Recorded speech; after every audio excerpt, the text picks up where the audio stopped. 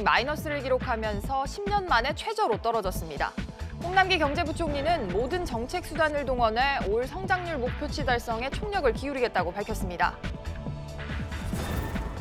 스마트폰 사업에서 계속 적자를 보고 있는 LG전자가 국내에서 스마트폰 생산을 중단합니다. 기존 생산 선비를 베트남으로 이전하고 인력은 전원 배치할 것으로 알려졌습니다. 메모리 반도체 시황 악화로 SK하이닉스의 지난 1분기 영업이익이 지난해 3분의 1 수준으로 급감했습니다. 기아자동차는 통상임금 소송 충당금 환입 영향으로 영업이익이 대폭 늘었습니다. 이번 달 건강보험료 정산으로 직장인 5명 중 3명은 지난달보다 월급이 평균 15만 원 줄어듭니다. 지난해 보수가 오른 만큼 보험료를 추가로 내야 하기 때문입니다. 이상 이 시각 주요 뉴스입니다.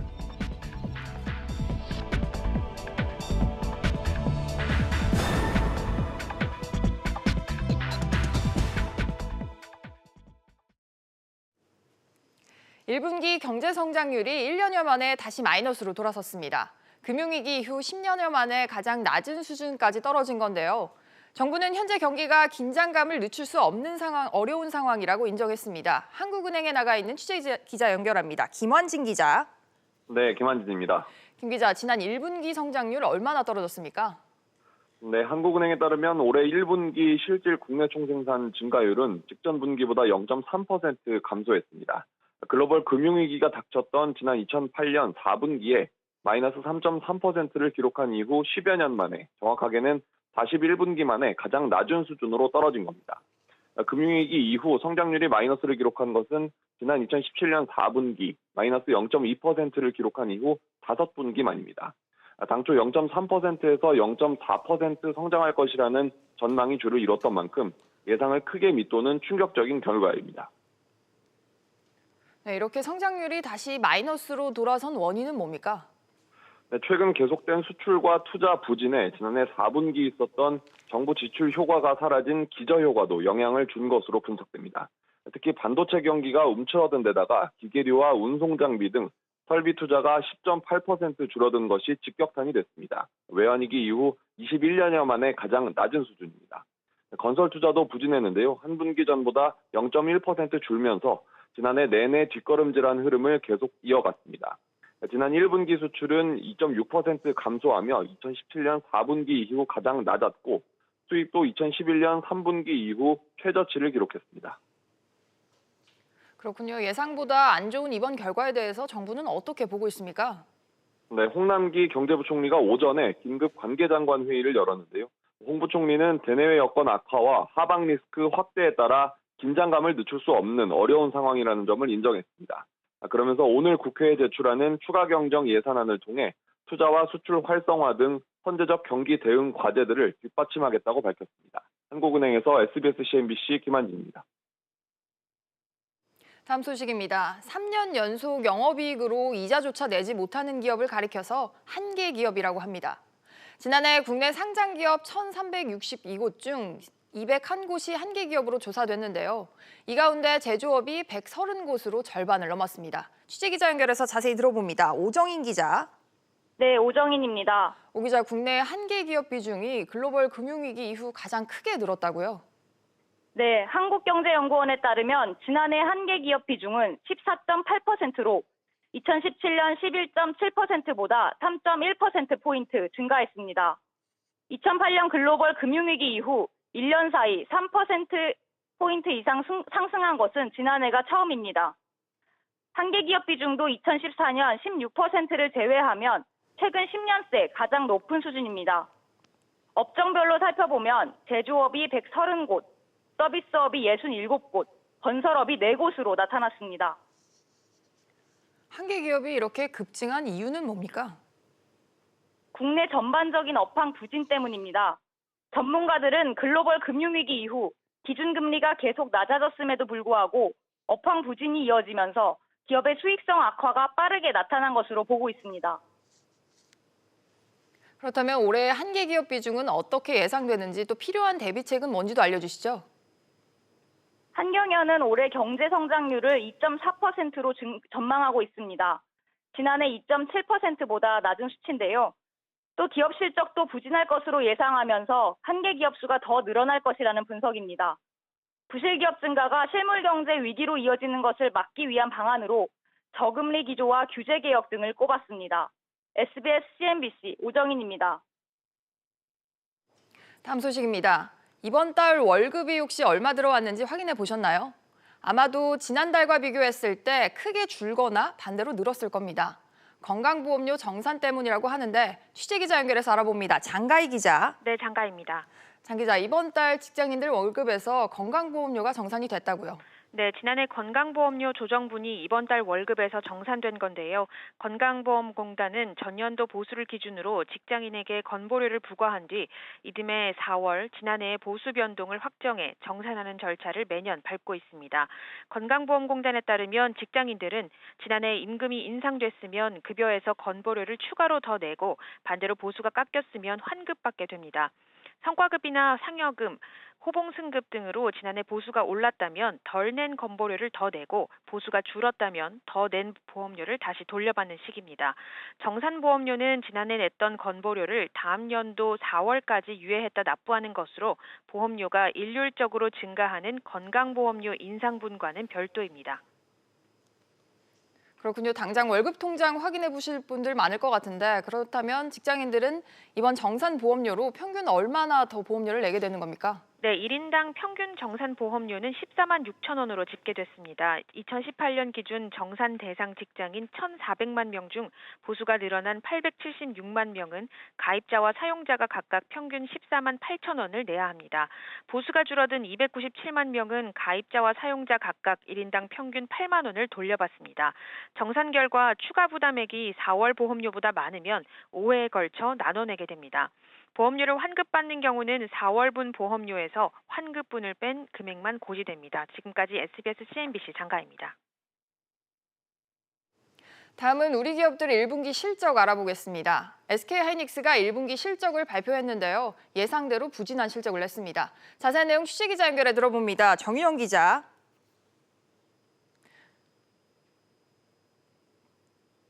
정윤영 기자.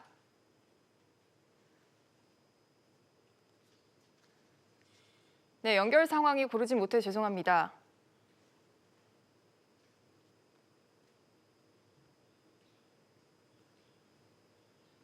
네, 김현우 기자. 네, 김현우입니다. 네, SK하이닉스, LG전자가 스마트폰 국내 생산을 언제 중단할 예정입니까? 네, LG전자는 올해 안에 스마트폰 국내 생산 물량을 모두 해외로 이전한다고 밝혔습니다. 현재 LG전자 스마트폰의 약 15%를 생산하는 경기도 평택 공장은 오는 6월부터 생산량을 단계적으로 줄일 계획입니다.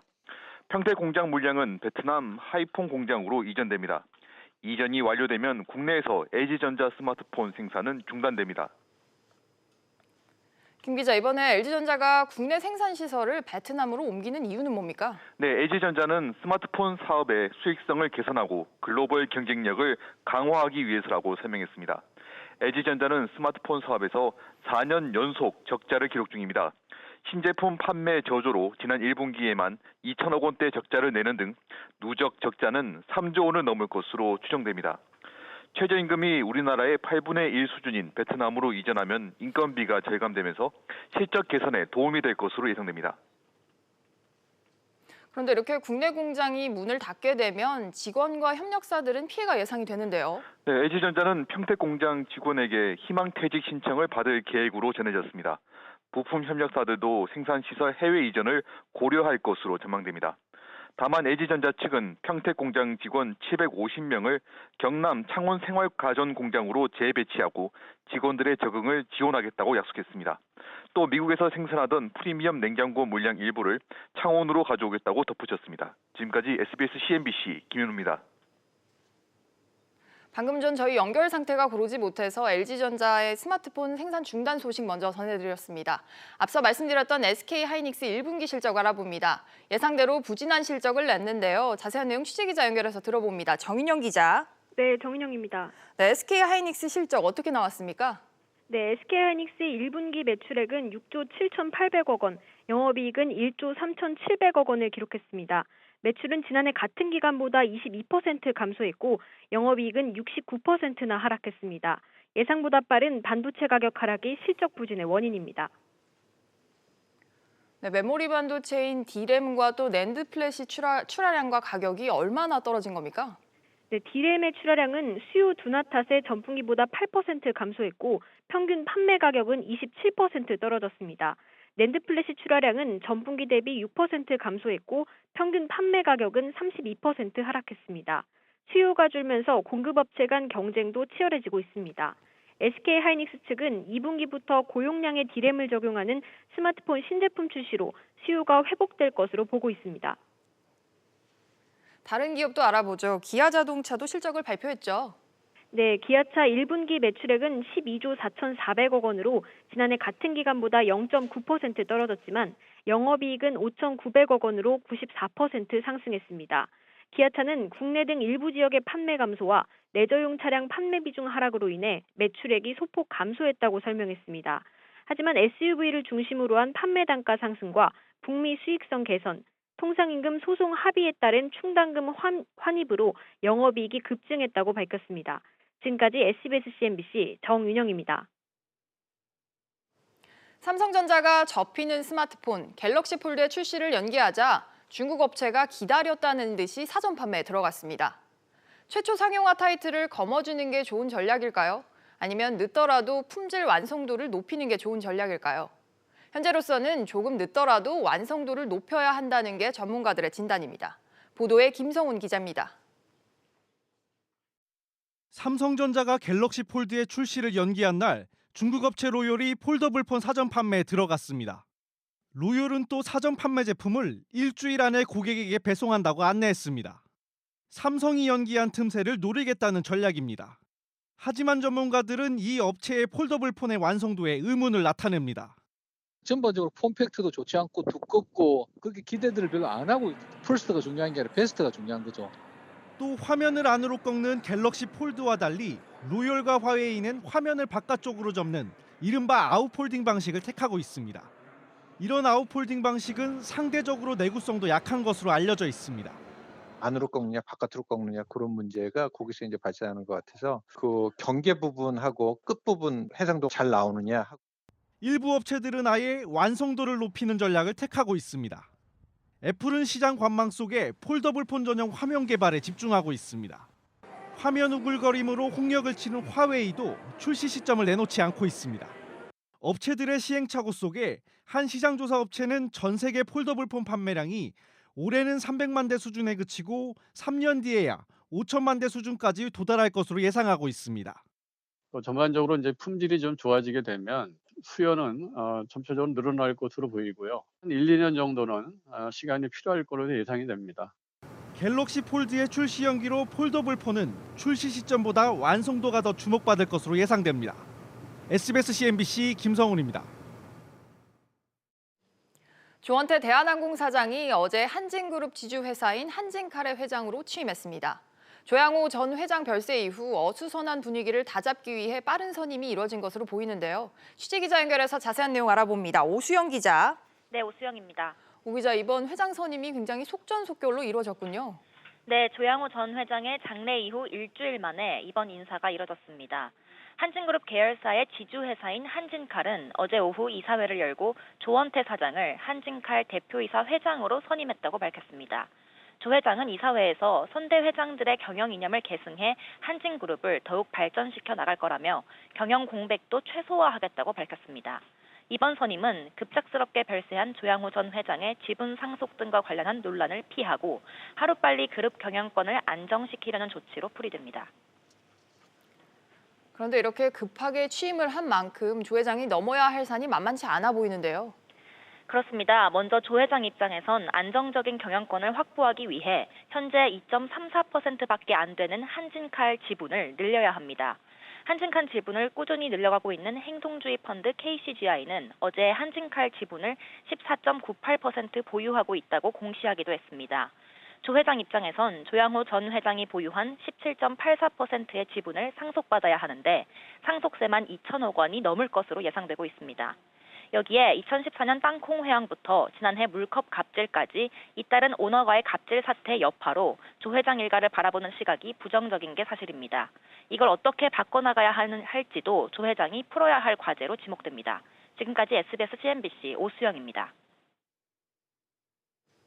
한국GM이 창원 공장의 도장 공장 착공식을 연기한 것으로 확인됐습니다. 약속했던 크로스오버 유틸리티 차량 CUV 신차를 생산해도 판매 전망이 불투명하다는 판단에 따른 것으로 보이는데요. 단독 취재한 권세욱 기자 연결합니다. 권세욱 기자. 네, 권세욱입니다. 권 기자, 한국GM이 창원 공장의 새로운 공장 착공식을 뒤로 미뤘어요. 네, 한국GM은 당초 창원 공장의 도장 공장 착공식을 오는 29일에 열기로 했습니다. 하지만 한국GM은 착공식을 연기하기로 결정했습니다. 한국GM은 창원에 새로 짓기로 한 공장을 통해 산업은행과 약속했던 CUV 신차를 2022년부터 생산할 예정이었습니다. 다음 주로 잡아놨던 착공식을 이렇게 미루게 된 이유는 뭡니까? 판매 전망 불확실과 시점 때문입니다. 도널드 트럼프 미국 대통령은 다음 달 18일까지 수입 자동차에 관세를 부과할지 말지 결정합니다. 한국GM은 이 결정 이후로 착공식을 연기했습니다. 창원 공장에서 생산되는 CUV는 생산량의 85%가 북미로 수출될 예정입니다. 그런데 만약 25%의 관세가 부과되면 창원 공장에선 투자비를 감안했을 때 생산을 하기 어려울 정도로 큰 타격을 입을 것으로 예상됩니다. 한국GM은 지난 3월에 노사가 참석한 경영설명회에서 한미 무역 관세 영향을 수출의 위험 요인으로 꼽은 바 있습니다. 그런데 이렇게 되면 앞서 군산 공장에 이어서 이번엔 창원 공장도 폐쇄 수순에 들어가는 게 아니냐 이런 우려도 나올 것 같습니다. 네, 한국GM은 현재 창원 공장에서 3개의 소형차를 생산 중입니다. 하지만 스파크는 2022년에 단종이 예정됐고 다마스와 라보는 2021년 이후 생산이 불확실합니다. 창원 공장에서 현재 생산되는 차량 모두가 사라질 수 있는 상황입니다. 그래서 CUV 신차 생산에 희망을 걸고 있었는데요. CUV 신차 생산이 저절되면 창원 공장 존폐 논란이 다시 불거질 것으로 보입니다. SBS CNBC 권세욱입니다. 자동차 업계 소식으로 이어가겠습니다. 임금단체 협상으로 갈등을 겪고 있는 르노 삼성자동차 노사가 오늘 막판 교섭에 들어갑니다. 취재기자 연결합니다. 윤지혜 기자. 네, 윤지혜입니다. 윤 기자, 르노 삼성차가 다음 주 공장 가동 중단이라는 초강수를 눈앞에 둔 상황인데요. 오늘 노사 협상이 마지막 날이라고요. 네, 르노 삼성 자동차는 지난 23일부터 사흘간 릴레이 형태로 임금단체 협상 교섭을 하고 있습니다. 조금 뒤 2시에 오늘분을 시작할 예정인데요. 저녁쯤 협상 결과가 나올 것으로 보입니다. 노사 갈등이 장기화되면서 사측은 셧다운이라는 초강수를 뒀습니다. 오는 29일부터 사흘간 강제 휴가 형태로 공장 문을 닫게 됩니다. 이미 르노 삼성 노조의 파업이 장기화된 상태죠? 네, 그렇습니다. 노조는 지난해부터 모두 230시간이 넘는 파업을 벌여오면서 부산 공장 생산량이 크게 감소한 상태인데요. 다만 노조 파업 참석률은 이달 초 70%에서 지난주 50% 미만으로 하락을 했습니다. 노조원들 사이에서도 생산 물량 급감으로 고용 불안에 대한 우려가 높아지고 있는 겁니다. 따라서 오늘 막판 교섭에서 일부 진전이 있을지 주목하고 있습니다. 다른 기업도 짚어보죠. 한국GM과 현대자동차 파업 가능성, 이 얘기는 어떤 얘기입니까? 네, 한국GM은 올 초 출범한 연구개발 신설법인에 대해서 이 단체 협약 승계 문제로 노사 간 갈등이 격화된 상황인데요. 노조는 지난 23일 법적으로 파업권을 얻었습니다. 다만 바로 파업에 돌입하진 않고 오는 30일까지 부평 본사 앞에서 천막 농성을 벌일 예정입니다. 또 현대차는 노조법 개정에 반발하면서 총파업도 불사하겠다고 밝힌 상태인데요. 이와 함께 다음 달 초 시작되는 올해 인단협과 함께 통상임금 문제 등이 복잡하게 얽혀있는 상황이라 사측과의 갈등 제2라운드가 펼쳐질 것이라는 전망도 나오고 있습니다. SBS CNBC 윤지혜입니다. 이낙연 국무총리는 규제 샌드박스의 적용 제품이나 서비스가 빨리 출시될 수 있는 방안을 강구해야 한다고 밝혔습니다. 이 총리는 국정현안점검 조정회의에서 내일이 규제 샌드박스 적용 이후 100일자라며 연내 100개 이상 규제 샌드박스 결실이 나오도록 노력해달라고 덧붙였습니다. 규제 샌드박스는 기업들이 자유롭게 혁신 활동을 하도록 기존 규제를 면제나 유예해주는 제도로 올해 1월 도입됐습니다. 다음 달 전국적으로 새 아파트 물량이 크게 늘어날 것으로 전망됩니다. 부동산 정보업체 부동산인포에 따르면 다음 달 전국 새 아파트 물량은 지난해보다 17,000가구 이상 늘어난 46,000여 가구로 이 가운데 수도권 물량은 61%인 29,000여 가구를 차지합니다. 다만 최근 부동산 규제 강화 흐름에 따라 예정된 물량이 모두 분양되지는 않을 것이란 관측도 나옵니다. 이달 서울 아파트 거래량이 역대 최저치를 기록할 전망입니다. 서울시 부동산 정보광장에 따르면 어제 기준 서울 아파트 거래량은 1,843건으로 2006년 실거래가 조사 이후 최저 수준을 나타냈습니다. 부동산 업계에서는 지난달 급매물 소진으로 다음 달까지 거래 신고 건수가 다소 늘어날 수는 있겠지만 예년에 비해서는 여전히 낮은 수준을 보일 것으로 예상하고 있습니다. 오늘부터 가정용 달걀은 전문 업체를 거쳐서 선별 포장이 의무화됩니다. 세척과 검사 또 살균 조치까지 허가받은 업체가 전담하기 때문에 이물질이 묻은 달걀이나 깨진 달걀 등의 유통이 크게 줄어들 전망인데요. 취재기자 연결해서 알아봅니다. 박연신 기자. 네, 박연신입니다. 박 기자, 이렇게 기존 유통 구조와 비교하면 어떤 점이 달라지는 겁니까? 네, 기존 유통 시스템은 농가에서 생산된 달걀이 세척 등 농가 자체 위생 절차를 거치면 바로 도매상으로 넘어가는 구조였는데요.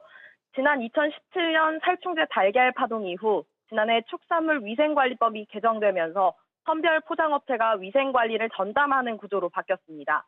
이에 따라 오늘부터 시중에 유통되는 가정용 달걀은 전문업체가 자동화 시스템을 이용해 선별과 세척, 검사, 살균, 포장 등을 맡게 됩니다.